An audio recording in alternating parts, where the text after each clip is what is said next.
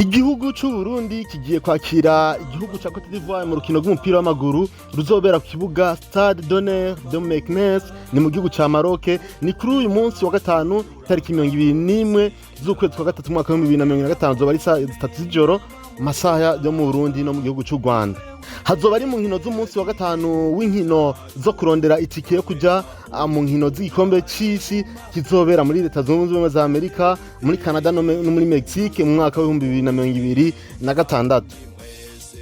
Mu bigaragara Cote d'Ivoire ni umugwi uremereye imbere y'Uburundi. None amahirwe yo kuronka intsinzi angana gute ku Burundi? Uburemere bw'abakinyi bungana gute ku mpande zompi? Kahise k'ibi bihugu umupira w'amaguru nakahe?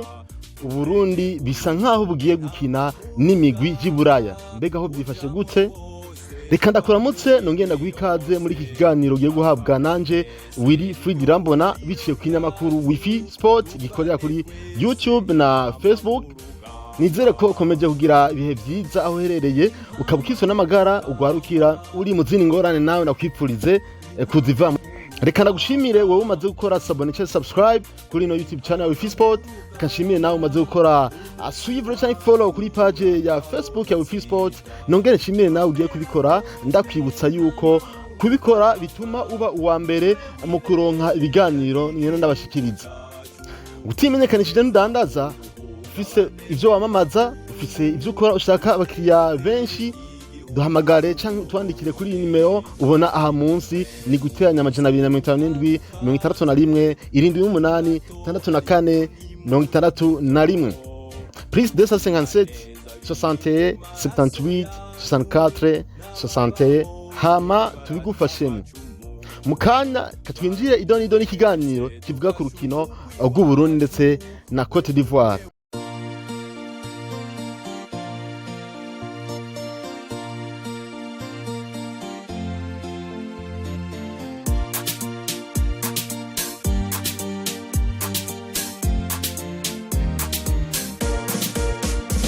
Ni urukino umugwi wari wose ugiye kugwizamwo amahirwe yo kwizera itike yo kuja mu nkino z'igikombe c'isi canke mondial ya 2026 kuko iyo migwi yompi ihagaze neza ku rutonde rw'ingene isumbasumbanya amanota muri iryo tsinda, naho bisa nkaho amahirwe menshi yerekeza ku gihugu ca Cote d'Ivoire. Ibihe iyo migwi iherukamwo biha amahirwe menshi igihugu ca Cote d'Ivoire kuko kiri mu kibanza ca mbere n'amanota 10 muri iryo tsinda rya F. Cote d'Ivoire rero yatsinze inkino zitatu inganya urukino rumwe mu nkino zine zimaze gukinwa muri iri tsinda, izigamye itsindo 12 mu nkino zitanu eruha gukina. Muri rusangi Cote d'Ivoire yatsinze inkino zitatu, itsindwa inkino zibiri, yinjiza ibitsindo 10 mu gihe nayo yinjijwe ibitsindo bitatu gusa. Uku kuntu ifise ubusatirizi bubona izamu canke ubwugarizi bwinjizwa ibitsindo bike biri mu biha ico gihugu amahirwe menshi yo gutsinda uru rukino. Ku ruhande rw'Uburundi buri mu kibanza ca gatatu c'iryo tsinda n'amanota 7 inyuma yo gutsinda inkino zibiri bukanganya urukino rumwe bugatsindwa urukino rumwe mu nkino zine bumaze gukina muri izo nkino. Mu nkino baheruka gukina muri rusangi Uburundi nta ntsinzi nimwe bwigeze buronka, bwanganije rimwe aho banganya ubusa ku bundi n'igihugu ca Malawi bwongera butsindwa incuro zine. Haro inkino zibiri bwatsinzwemwo n'igihugu ca Senegal ibitsindo 2 ku busa urukino rwa mbere n'urukino rwa kabiri igitsindo 1 ku busa, n'inkino zibiri bwatsinzwe n'igihugu ca Burkina Faso urukino rwa mbere ibitsindo 2 ku busa rwa kabiri itsindo 4-1. Muri izo nkino zitanu Uburundi bwinjije igitsindo 1 gusa ariko bwinjizwa ibitsindo 9. Uwo musaruro ugaragaza amahirwe make cyane ku gihugu cy'u Burundi yo gutsinda no canke kunganya uru rukino, kiretse hari ico bacahindutse kuko ugiye kuraba Uburundi bwinjiza ibitsindo biki igitsindo 1 byumvikana ko usatiza butakora akazi butariko buraronka umusaruro mwiza, ariko kandi bwinjizwa ibitsindo 9 byumvikana ko ubwugarizi canke defense nayo isa nk'idahagaze neza. Kuva mu mwaka wa 2010 ibi bihugu bimaze guhurira mu nkino zitatu kandi Cote d'Ivoire yazitsinze zose. Urukino rwa mbere Cote d'Ivoire yarutsinze igitsindo 1 ku busa hari igenekezo rya 9 ukwezi kw'icumi mwaka wa 2010. Rwa kabiri irutsinda ibitsindo 2-1 hari igenekezo ya 9 ukwezi kw'icumi mwaka wa 2011. Izi nkino zose zikaba zari za majonjora yo kurondera itike yo gukina igikombe ca Afrika canke Coupe d'Afrique des Nations. Urukino wa gatatu nurwabaye mu mwaka wa 2022 igenekerezo rya 16 z'ukwezi kwa 11 aho mu rukino rwa kivandimwe canke rwa gicuti Cote d'Ivoire yatsinze igihugu cy'u Burundi itsindo 4-0. Birumvikana muri izo nkino zitatu Cote d'Ivoire yinjije ibitsindo ndwi maze Burundi bwinjiza igitsindo kimwe. Byumvikana ko n'ubundi Cote d'Ivoire yamiri hejuru y'u Burundi kuri abyo satizwa Cote d'Ivoire bwanose ibitsindo byinshi. Defense yayo cyangwa ubugazi bwayo burazibira cyane kuko Burundi bwanse igitsindo kimwe gusa byerekana ko ubusatizi bw'u Burundi bwaje kuba buronka itsindo bike, ariko kuba Burundi bwasinzwe itsindo ndwi mu izo nkino byumvikane ko ubwugarizi n'ubundi haracari hagahaza. Urukino rugiye kubahuza n'akado keza ku gihugu cya Cote d'Ivoire ko kwerekana ko kurondera intsinzi kugira ngo igumane ikibanza cya mbere kandi yerekane ko yiteguriye kuja mu gikombe cy'isi. Ku Burundi naho nyene n'akado keza ko kwerekana ko itarahebura iyo tike kuko hamwe Uburundi bwotsinda buzoca bunganya amanota na Cote d'Ivoire n'ubwo amanota 10 buzoce busigara buraba ingene bwogumana inzira nziza y'intsinzi kugira ngo bishobokere kumbure guhangana n'iyindi migwi nka Gabo ubona ko no musi ifite amanota 9 hamwe yotsinda nayo rukino yimirije izokikwiza amanota 12 azoba ari mu ntumbero yo kuronka nuvuga ikibanza ca mbere gicotuma kibushikana kuronka igitike gushika muri gikombe ca c'isi ca 2026. Niteguro hagati y'ivyo bihugu byompi yifashe gute kuri no mwanya mu ntumbero yo kwitegurira urwo rukino. Umugwi w'ubuhinga w'umugwi serukira igihugu intamba mu rugamba w'u Burundi waragendeye ku mugoroba wo ku munsi wa kabiri hari tariki 18 z'ukwezi kwa 2025 ikibuga bari bagiye kuja barakorera kimyimenyerezo. Kuri uwo munsi nyene igice kimwe c'abakinyi bari bamaze gushika muri ico gihugu ca Maroc, ariko barakoze imyimenyerezo mu kurindira abandi bakinyi bari bitezwe gushikayo bukeye bwaho. Ku rundi ruhande Cote d'Ivoire yo yari yatanga imyimenyerezo ku munsi wa mbere itariki 17 z'ukwezi kwa 3 mwaka wa 2025 nimukane ko yatanguye umunsi umwe imbere y'uko igihugu cy'u Burundi gitangura banashima n'abakinyi baco bashikayo muri Cote d'Ivoire. Umumenyereza MSF n'abakinyi biwe 19 kuri 23 yatumye ko bari bamaze kwishikira muri iyo myimenyerezo bari ko bakorera ku kibuga cy'imyimenyerezo cy'umugwi wa FAS Rabat wo muri Maroc. Birumvikana Cote d'Ivoire rero ngo yakaniye ishaka amanota 6 kuri 6 birumvikana mu nkino zibiri yimirije gukina muri trêve internationale. Ngo byanga bikunda Cote d'Ivoire itegezwa gukina Mondial ya 2026 na cyane mu gutsinda igihugu cy'u Burundi na Gambia bimirije kuba bakina muri trêve internationale no muri nondwi cyane muri zino zibiri turimwo nkuko byashikirijwe no mumenyereza MSF wa igihugu cya Cote d'Ivoire hari tariki 10 z'ukwezi kwa 3 mwaka wa 2025 mu kiganiro yahaye amenyeshamakuru ku kibuga Felix Houphouët-Boigny atangaza urutonde rw'abakinyi yatumye ko kubwa zino nkino. Ico gihe yavuze ati dutegerezwa kwitabira iyi mondiale na cyane ko tutaronse itike yo kwitabira mondiale zibiri ziheruka, ndavuga ya 2018 n'iya 2022. Izi nkino zibiri twimirije Burundi na Gambia ni umutahe ukomeye wo kudushikana muri ico gikombe c'isi. Yabana njavuga ati dutegerezwa gutsinda izi nkino zibiri tuzikuremwe amanota 6 kuri 6. Mu gusozera amajambo yo yavuze ati mu gutuma abakinyi twashatse gushira hamwe abakinyi bafise uburambe n'abakinyi bato kugira ngo buzuzanye impano na experience shiko vyuzuzanya. Niyo majambo yavuze bimukane ko equipe ya Cote d'Ivoire yiteguye mu nzira zitandukanye. Amateka n'akahise k'ibihugu bibiri yo mu mupira w'amaguru na yahe. Mu gihe Uburundi butarigera bwitabira inkino z'igikombe c'isi na rimwe mu mateka, mu gihe kandi Uburundi bumaze kuronka itike incuro imwe gusa yo gukina igikombe ca Afrika cy'ibihugu, ndavuga kane hari mu mwaka wa 2009 muravyibuka, Cote d'Ivoire yo imaze gukora amateka akomeye muri ayo mahigano. Cote d'Ivoire imaze gutwara ibikombe bitatu by'igikombe ca Afrika cy'ibihugu, ndavuga kane hari ico yatwaye mu mwaka wa 1992, ico yatwaye mu mwaka wa 2015 n'ico yatwaye mu mwaka wa 2024. Ico kikaba cagenewe kandi ya 2023 ariko yarasivye kubera imvura ari muri Cote d'Ivoire aho yabereye bacajungururiza mu wundi mwaka. Cote d'Ivoire kandi imaze kuronka itike yo kwitabira inkino z'igikombe ca Afrika ndavuga kane inshuro 25 imaze gukina mondial inshuro zitatu harimo 2006 mu 2010 no mu 2014 ariko naho itarigera irenga mu nkino z'amatsinda byumvikana ko yamaze kuba yitabira igikombe cy'isi mu gihe Burundi butazi kwitabira igikombe cy'isi bya ukuntu bisa kandi bukaba bamaze kwitabira inshuro imwe gusa kane mu gihe yo ari inshuro 25 birumvikana yuko ari igihugu gisumbya uburemere Uburundi dufatiye kwibi tumaze kurabira hamwe gusa. Tubandanije uno mu guserukira igihugu wa Cote d'Ivoire les Elephants canke inzovu umaze kugira abakinyi benshi bamaze kwandika amateka mu mupira w'amaguru ku isi. Muri abo benshi twovuga nk'akarorero abakinyi babiri ndavuga DJ Drogba yafashije Chelsea gutwara igikombe cya UEFA Champions League mu mwaka wa 2012 ku nshuro ya mbere kuva uwo mugwi wo mu Bwongereza ubaho mu 1995 byumvikana ko ari bwagera utwara ico gikombe yongera atwara inshuro zibiri agashime k'umukinyi w'umunyafrika mwiza yaranze umwaka. Muri abo bakinyi kandi ubundi wa kabiri twovuga nitwokirengagiza umukinyi Yaya Toure Nyenyeri yafashije nawe FC Barcelona gutwara igikombe cya UEFA Champions League cy'umwaka wa 2009 akora amateka kandi mu mugwi wa Manchester City yongera atwara inshuro zine agashime k'umukinyi w'umunyafrika mwiza yaranze umwaka Ballon d'Or d'Afrique. Umugwi serukira igihugu wa Cote d'Ivoire ufise ikibuga c'imyemenyerezo Centre Technique National de Bingerville iki nico bakorera sanzwe bakorera ko imyemenyerezo ufise kandi n'ikibuga cyo kwakirira ko inkino citwa Felix Houphouët Boigny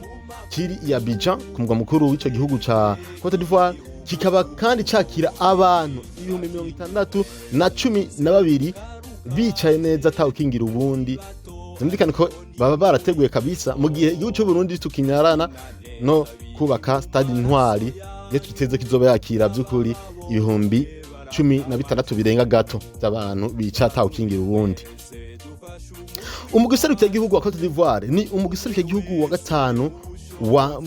nubwo ufata ikibanza cya gatanu mu migwi ya mbere myiza y'ibihe byose ku mugabane wa Afrika mu bihugu 54 bisanzwe biri mu mupira w'amaguru. Uwo mugwi serukira igihugu ufise imidari 9 Mwiyo midari 9 harimo imidari 3 y'inzahabu canke or, imidari 2 y'ifeza tokwita argent mu gifaransa, n'imidari 4 y'umujumu tokwita bronze. Cote d'Ivoire kandi nico gihugu conyene kimaze gutwara igikombe ca Afrika kitinjijwe igitsino na kimwe mu izamu ryaco mu higanwa ryose byo yabikoze mu 1992. Cote d'Ivoire kandi naco gihugu kimwe rukumbi cyayi kimwe gusa mu mateka ya Afrika kimaze kubikora no mu 2012 aho barinze basezererwa muri kane atagitsino na kimwe cinjiye mu izamu ryabo. Ico gihe batsugiye ikombe na Zambia muri finale batsinzwe muri za penalty hari nyuma yo guheza urukino banganya itsindo ubusa ku bundi byumvikane ko igano ryarinze rihera muri usanga atagitsino na kimwe iciye mu izamu ryabo. Ibi bintu byose tuvuze rero birerekana uburyo Cote d'Ivoire ari igihugu cy'umupira w'amaguru mu gihe Uburundi bwo bukibona umupira w'amaguru nk'urukino rwo kwinezereza.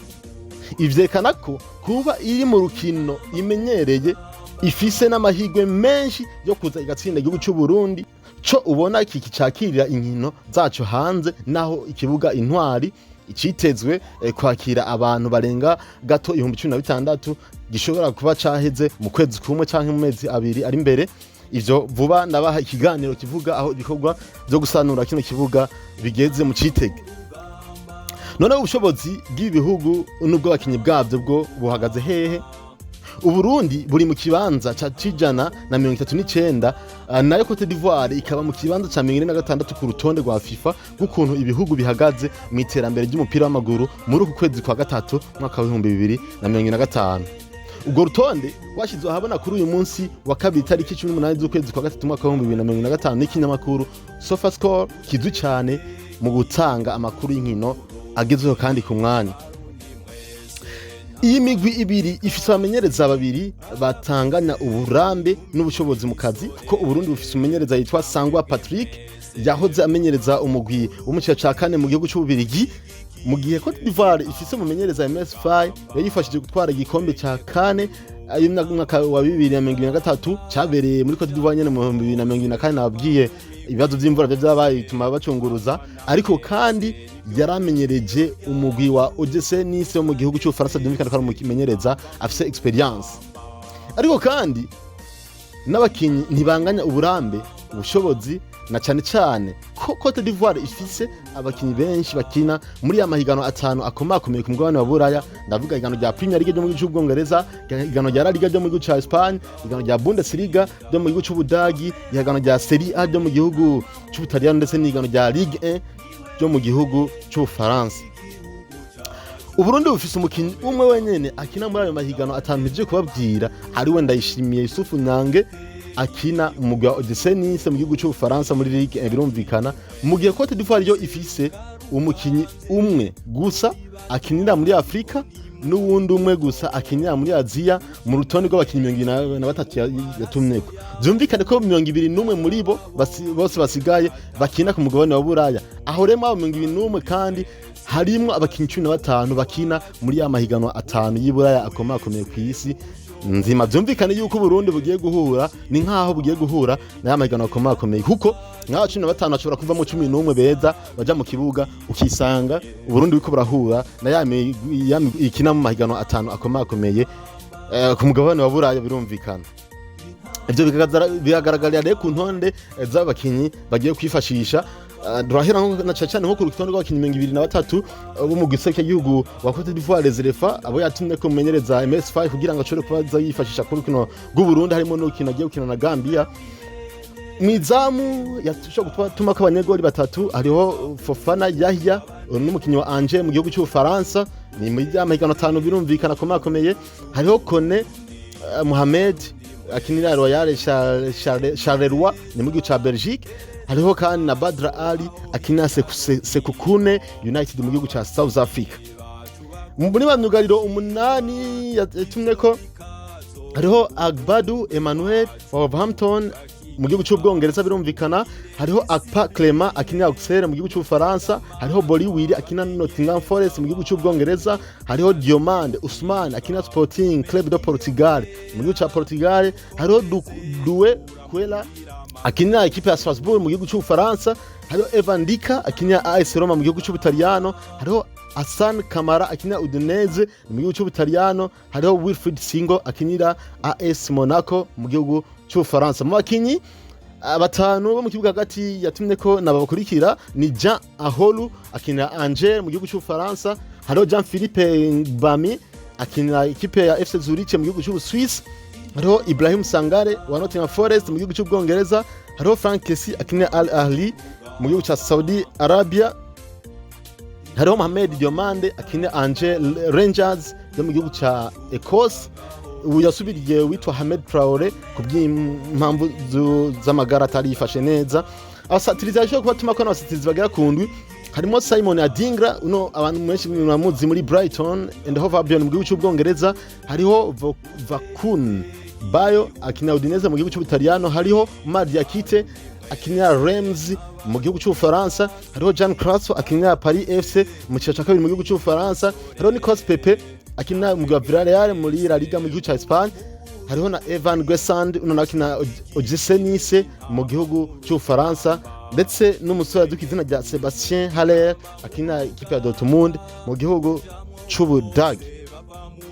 ivyo biruko birumvikana ko abakinyi benshi abakinyi bakina ku mugano wa niko nababwiye ku ruhande rw'Uburundi ho tujye kwa dusoma abakinyi 25 bahamagawe n'umumenyereza Patrick Sangwa tuza kusanga by'ukuri benshi arabo ngaha mu karere ndetse n'abakinyi ku mugano buratami mahigano komakomeye bakina abanyezamu ni batatu hariho Nahimana Jonathan akina na Mungo FC mu gihugu cya Tanzania aho hakurya hariho Rukundo Onezima akina Police FC mu gihugu cy'u Rwanda hariho Nkunziza Mateo akinira RWDM mu gihugu cya Belgique banuka rero indwi Uburundi bwatumye ko hariho Ndayishimiye Yusufu Nyange akina OGC Nice mu gihugu cy'Ufaransa birumvikana niwo mukinyi wenye dufise akina muri ya mahigano atanu akomakomeye mu Bwana Buraya hariho Nsabiyumva Frederic akina ba Steras SK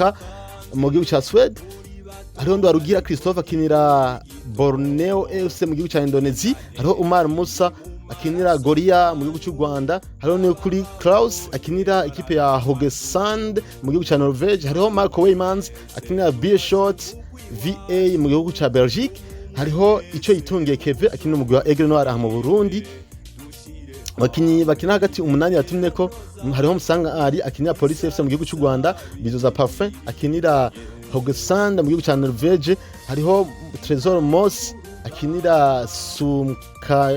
Sumkait mu gihugu cya Azerbaijan, hariho Nahimana Shasi akinira Pamba Jiji FC mu gihugu cya Tanzania, hariho Bigirimana Abed akinira Police FC mu gihugu cy'u Rwanda, hariho Mokono Eri Erdinho akinira Fountain Gate mu gihugu cya Tanzania, hariho Mudere Akbar akinira Gasogi United mu gihugu cy'u Rwanda, ndetse na Jody Lyongora akinira La Rouvière mu gihugu cya Belgique. Abasatirizi bagera ku mu Burundi bwashoboye kuba natumako, hariho Nishimwe Mvuka Bertrand akinira Sandef Jord mu gihugu cya Norvege, hariho Amis Mohamed akinira Modern Sports mu gihugu cya Egypt, hariho Kanakimana Bienvenu akinira Jablonek mu gihugu cya Republique Czech, hariho Girumugisha Jean Claude Al Ahli mu gihugu cya Sudan, abahishamona nka Vinicius Junior Burundi, hariho Bimenyimana Bonfils Caleb akinira USM Alger mu gihugu cya Algeria, hariho Sudi Abdara akinira PSES mu gihugu cya Indonesia, hariho na Nyangabire Pacifique akinira TB Lodies mu gihugu cya USA, nubwo ni muri Leta Zunze Ubumwe za Amerika. Ivyo byose rero twasuzumye bigaragaza uburyo Cote d'Ivoire ari igihugu giteye ubwoba imbere y'u Burundi. Amahirwe yo gutsinda urukino ni menshi kuri Cote d'Ivoire, birumvikana. Ubu ni ubusesanguzi, ariko hasigaye kuraba ibizova mu minota 90 y'urukino, kuko umupira uradunda kandi haburana babiri agatsinda umwe. Ushobora kubona Burundi bunyereye bukayigwako, ariko amahirwe vraiment ni make cyane. Katundi iminota 90 kizovuga. Mwomenya ko inyuma y'ubwo rukino Burundi buzoce bwakira igihugu cya Seychelles, kazoba ruzokino ruzokino ikizu ya 2025 kwezi kwa gatatu mwaka wa 2025. Azoba ari ku kibuga nyene cyonyene bakiriye kuco muri igihugu cya Maroc, bajita Stade None de Meknes. Azoba ari saha 3 nyene z'ijoro mu masaha yo mu Burundi yo mu gihugu cy'u Rwanda. Uwo ni umwihwezo rero ku rukino rw'u Burundi na Cote d'Ivoire, mwateguriye mu mushikirizwa nanje Willy Fridi Rambona ku kinyamakuru Wifi Sport. Ikansubire nshimire wewe umaze gukora sabone cyangwa subscribe kuri YouTube channel ya Wifi Sport, nawe umaze gukora save cyangwa follow kuri page ya Facebook ya Wifi Sport. Nongere nshimire nawe ugiye kubikora, mukomeze kandi kubikora kugira ngo muzokwame muba abambere mu kuronka ibiganiro n'amakuru tubashikiriza. Kumbure mufise ibyo mushaka kumenyekanisha, naberetse nimero mushaka kuturondera ko hano munsi ni gutenya 257 61 78 64 61. Please desa 57 67 78 64 61 ni kuri WhatsApp, ubutumwa busanzwe guhamagara kose ushaka kudutora. Reka ndabifuza kugira aho muwaho mugira ibihe byiza. Bye bye, hasta la vista. Intamba mu rugamba